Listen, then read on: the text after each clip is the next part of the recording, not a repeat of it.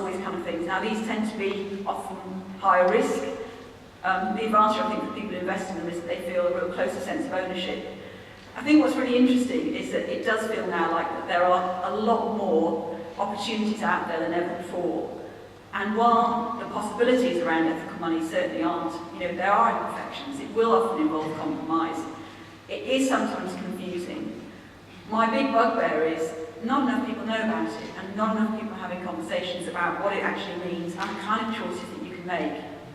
And I think if there's one thing that I'd like to see, assuming I ever get invited back to talk to you about another ethical event or ethical money event, it would be great if more people knew about it and more people actually understood that switching your savings into an ethical cash ISA or an ethical savings account, moving your current account, is just the start.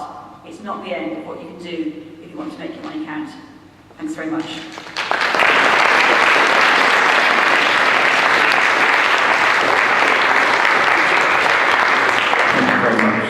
Sarah.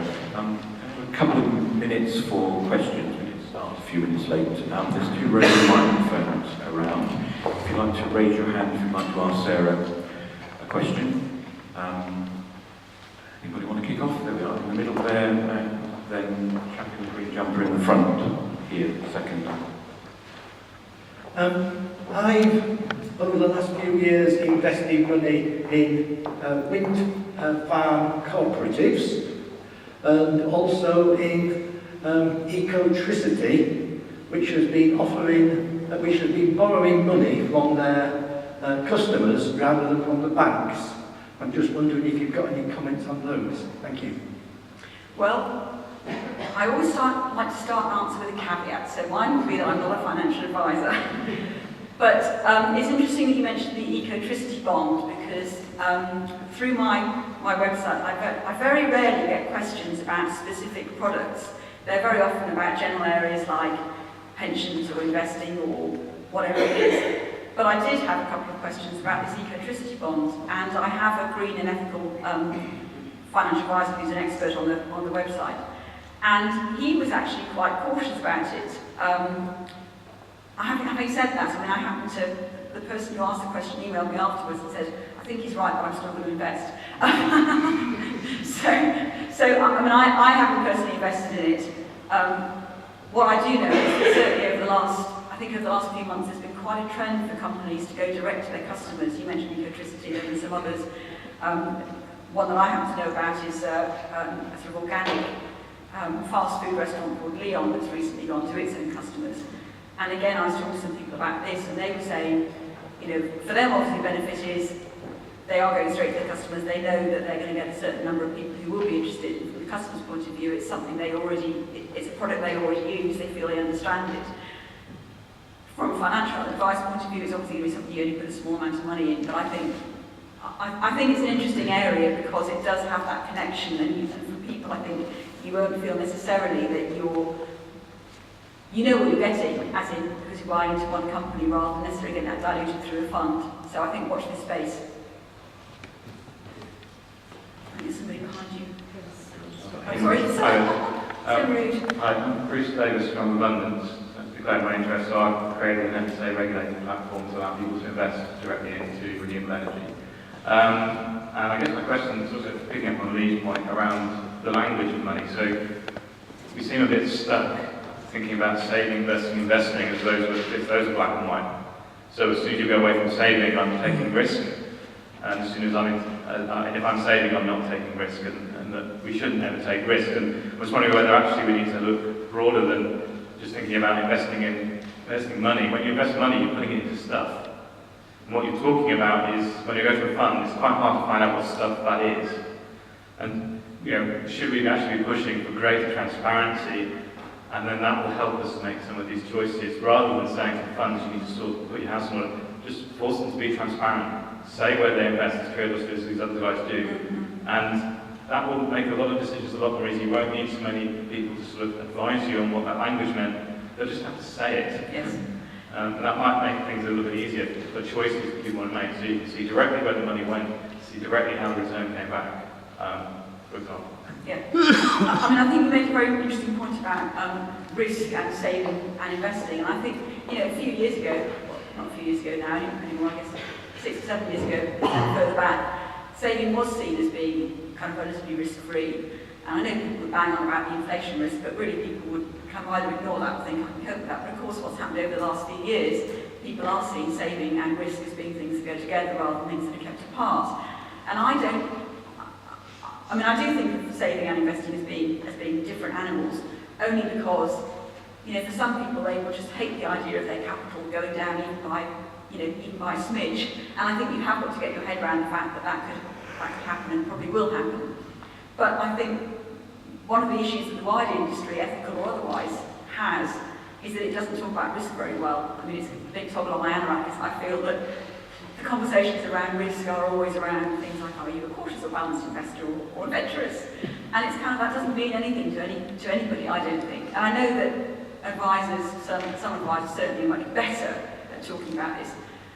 But I still think there's a long way to go. And I think that there is, and I think one of the things about risk is that if you feel you know what's going on, then you can take a greater level of risk because you understand what's underneath the bonnet.